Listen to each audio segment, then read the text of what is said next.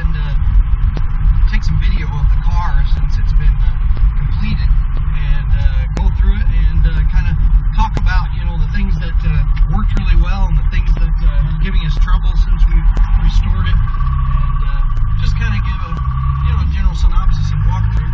The video was a lot of photographs, obviously, in a slideshow, and so this gives a little opportunity, maybe show it to you in a little real time and get some video also. So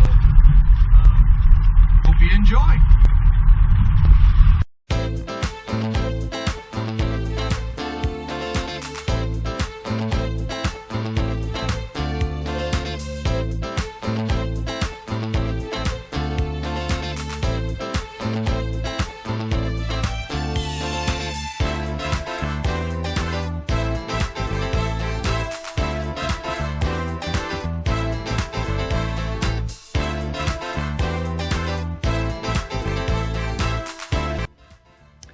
Well, here it is. All finished out. It's been completed for, I think maybe, it's been completed since 2018. So it's been about 3 years since we've completed the restoration on it. And it's held up pretty good. We got some rock chips and things that have formed from going to car shows and taking it places. But it's been enjoyable to get it going. One of the things that, or to use it and drive it around, one of the things that we're asked is what kind of problems we've had with it, if there have been any issues or things that maybe we could have done better. There's always things we could have done better. The paint, for one thing, I did it myself, and so I'm more than happy with the way it turned out. Don't get me wrong. It looks really great, but I'm not a professional painter. If I had the skills, I guess, and the equipment in the shop, I know I could have done a whole lot better than I did. But you know, I'm happy with it the way it is. I did, you know, I had a lot of specks on it and dust, you know, from the restoration, or from the paint in the garage there. We didn't really have a good filtration system. And so I did end up sanding the clear coat down and you know, sanding it with different high grit paper, and ended up cut and buffed it afterwards, and man, that made it like glass. I mean, you can see down it. It's of course it's not the perfect paint job, but you can see it shines very well, and I think it needs probably another polish now. It's been a couple of years. We probably need to polish it up again and buff it a little bit and keep the rain off of it. As far as the interior goes, not much has changed in it. It's gotten a little wear, but it's looking really good. It's not wearing a lot, and I did purchase a new steering wheel for it off of Opel GT Source. Very happy that we did that because it just looks great. No problems. I got of course all the new interior components. These door panels, I didn't mention much in the video about these door panels, but it's very hard to find good door panels these days, and red is even harder. So all the interior pieces, since they're supposed to be red, are not all of them, but some of the interior pieces were started out as black. Of course, when we bought the car, if you remember the video, it had the dealer installed air conditioning, which had this big honking console in the middle. I did not like the look of that. The console, or the air conditioning, didn't work anyway, and so we stripped it out and put red console type components in it. That being said, I didn't have any red ones. I found that the rear tray here actually deteriorates over time. The red did, and it's very hard to find one that looks any good, isn't completely trashed. And so those are black components that have been colored red, including the center console there. You probably saw in the video, my video does go through some photos of the restoration of that center console with the wood. So that started out black. One of the things I wasn't really happy about, and that is the dash itself. I did all that restorative work on it, but a few years later here into it, you can see some cracks beginning to form again in certain various places. So it didn't hold up the way I hoped it would. But you know, if I had to do it again, I would not have sanded down the padded dash filler so smooth. I would have left, or actually the weld, the plastic weld we used on the dash, I should have left some overlap over the vinyl. I kind of sanded it down flush with the vinyl, which is probably a bad idea, because that, you know, that padded dash filler you put over the top is not really thick enough, and it will start cracking again through the dash filler, because it's pretty thin stuff. So if you're going to do a dash restoration, I would strongly recommend, if you're going to fill in the cracks with plastic welding rod, then make sure you overlap onto the good vinyl, and don't sand it all the way down flush. Leave it protecting that crack, protecting that edge. Otherwise it will come back as it gets hot and cold. Eventually I'm going to send this dash out to Just Dashes and have it redone, but for now this is good enough for what I need to do and for what I was trying to accomplish for now. Let's take a look at the engine compartment. Okay, engine compartment we haven't done a lot with the motor, but I did make a couple of changes. I had to change out the alternator because it kind of went out on us, and had to put another one on there. Had some trouble with the voltage regulator. It had not a mechanical one, it was a solid state voltage regulator, but it kind of looked the part, right? It had the same kind of design as the original one that would have had contact points in it, and so but I had some problems with the charging system, and I think it eventually just ended up being the alternator. But I went ahead and replaced the voltage regulator as well with a new one, new solid state one. I got Gil's new water bottle here that looked a lot better, no yellowing. One of the biggest things that we did in the engine compartment that's different was the carburetor. And the carburetor on this that I had on here had a manual choke on it. We'll just spin around there so you can see what I'm talking about. It had a manual choke on it, and I had switched it over, bought a brand new carburetor, a Redline carburetor, and got a DGAV because I wanted to put it back to water choke. Now I know that a lot of people, there's some controversy over that, whether you use a water choke or an electric choke, and there's different thought trains on the subject.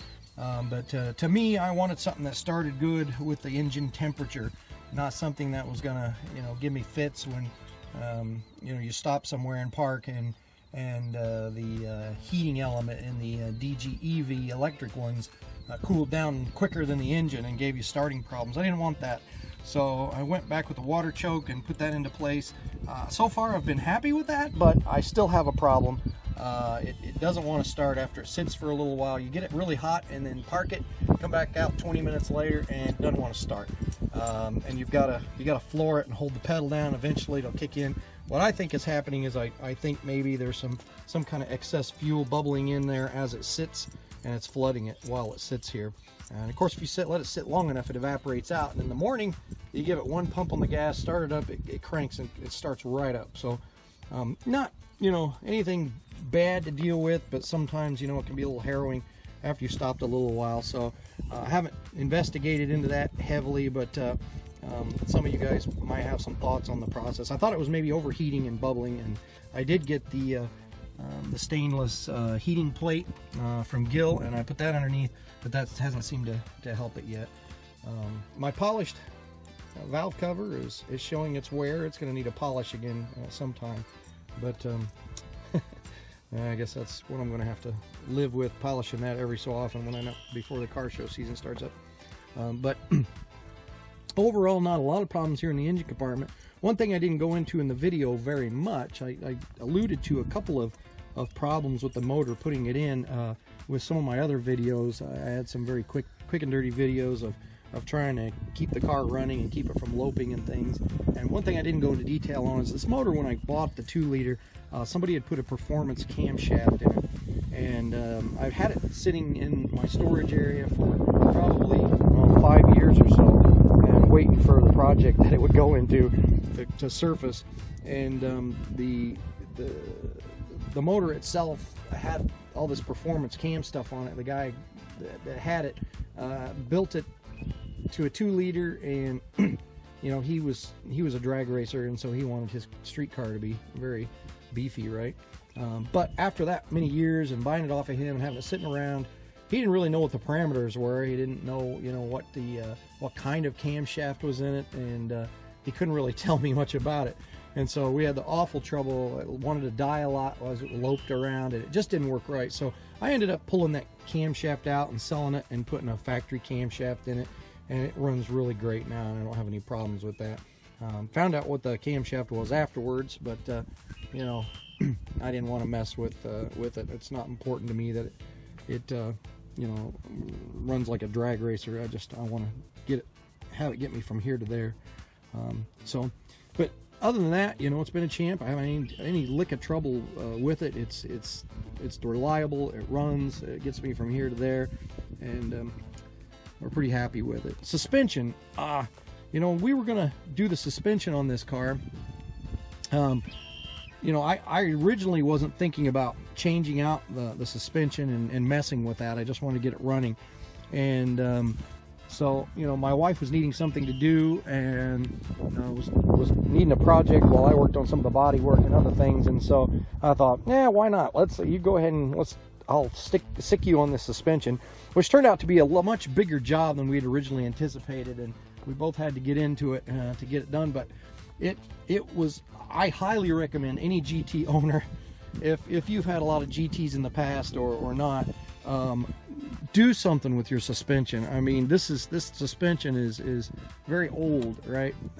So you know, it's 50-year-old suspension.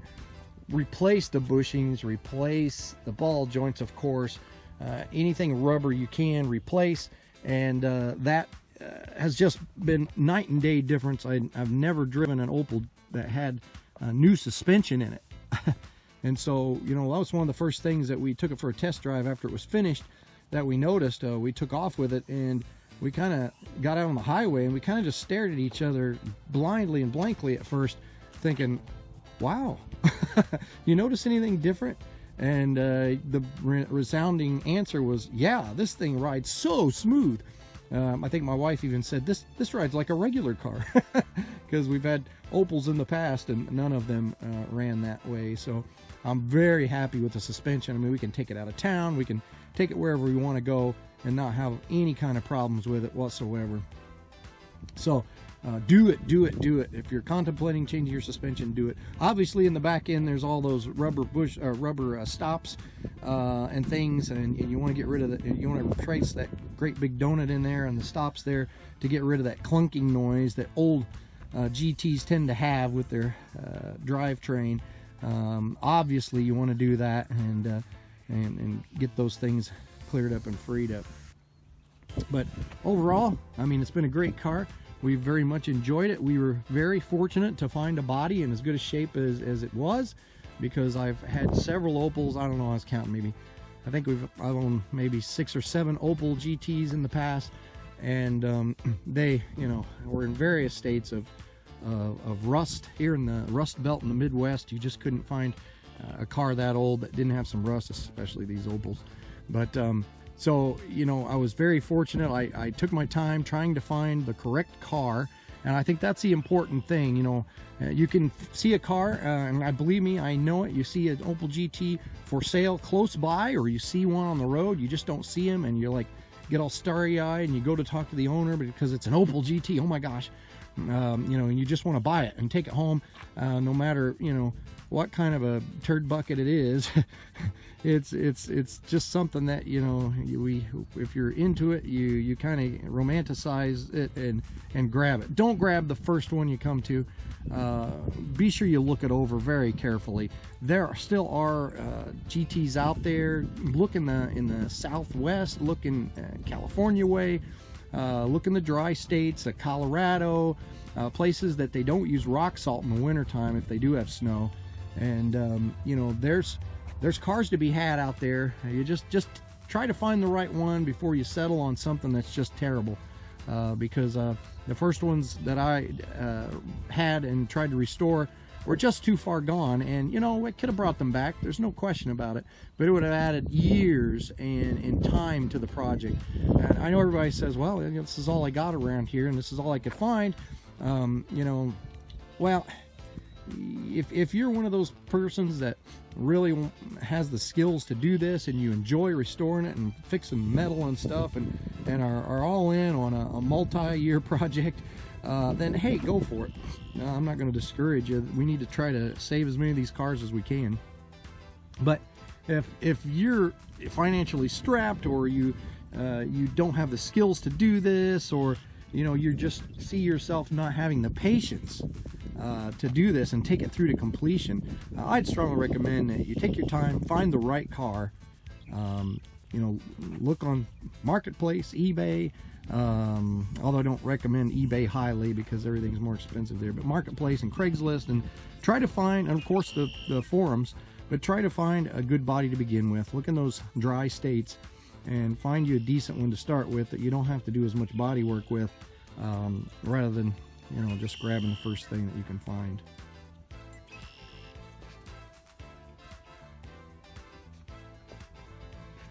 Another thing that we did on this car was replace the master cylinder, and those master cylinders are, they don't make them anymore. You can't buy a regular Opel GT master cylinder, and they're getting hard to find the rebuilt ones. And so Gil would sell a 22 millimeter master cylinder. That was another Opel one that worked. But he recently started remanufacturing and building Opel GT spec master cylinders, a 20 millimeter bore, and they're fantastic. And I got one of his first ones here. I don't know if you can see it here, but this is his prototype. He allowed me to check it out and let him know how it was and how well it worked. And so I think I got his only prototype to test, and so this is one of the first ones, and it works great. And so I highly recommend, if you unless you're just after the extra stopping power and you want the 22, if you're a purist and you like your car to be as original as possible, like I do, then Gil sells them now and remakes them, and they work perfectly just like the original ones.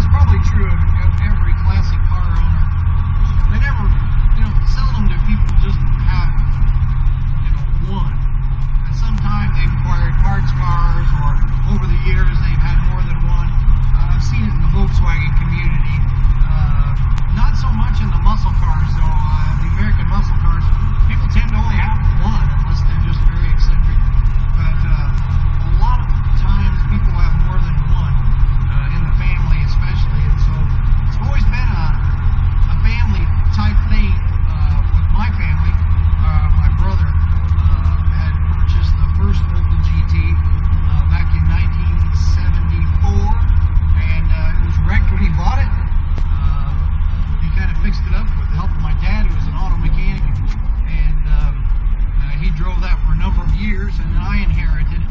But since then, that car's long gone now, but yeah, it's in the basement. It's in the basement, parts of it. But since then, you know, my brother's got him another one. My other brother has one as well.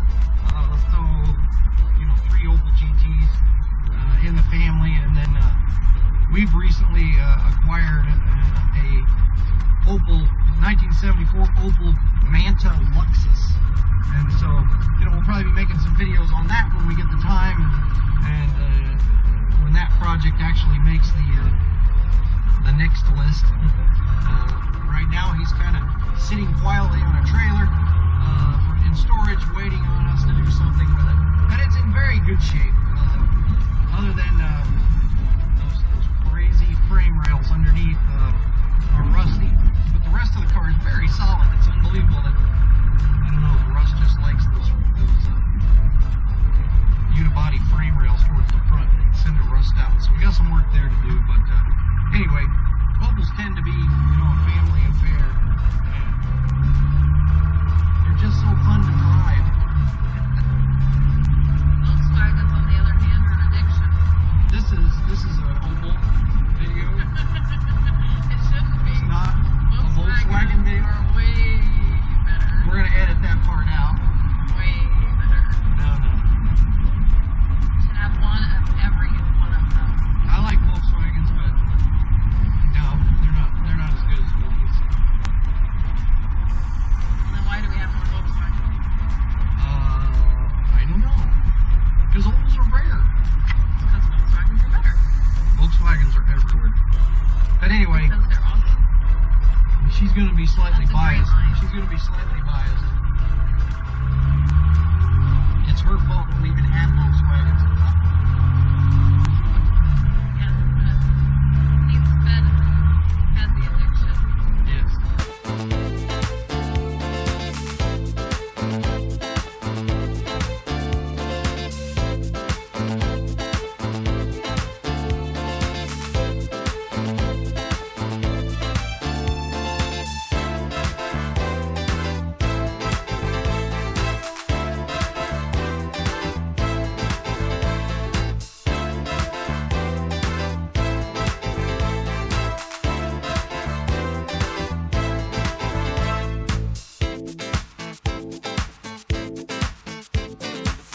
So you've probably seen our other videos. We've got another Opel to deal with. My son acquired a 1970 Opel GT, and we put a few videos out on it. It's right now kind of in waiting for the warm weather to break so that we can work on it once again. We've got a few videos out there on it, but it's got a bit more to go. And like I said in those videos, we're just trying to make it roadworthy. So you'll be seeing some videos of us going through the brakes. We're going to rebuild the master cylinder, and we're going to put new brakes all the way around, new wheel cylinders in the back, new rotors and brake pads in the front, and you know, brake lines that need to be looked at and changed. We also have to do something with the fuel tank. The fuel tank was in very bad shape, and I didn't have a lot of candidates. Giving away my spares that were good and didn't need any work, and so now we're down to, you know, what I've got left, which is going to need some treatments. We will totally do that. Okay. All right, I think that's it for now. We did the garage. Not we have. literally. So thanks for coming along with us, and hope you enjoy the video. Keep those questions rolling, and we'll try to answer what we can. So